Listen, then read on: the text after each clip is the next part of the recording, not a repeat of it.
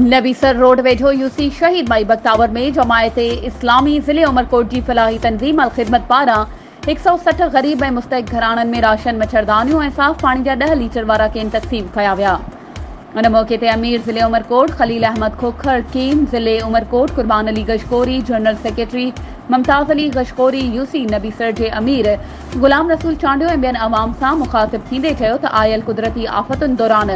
जमायत इस्लामी जी तंज़ीम हमेशा पाकिस्तानी अवाम की भरपूर बेलोस ख़िदमत कंदी आहे।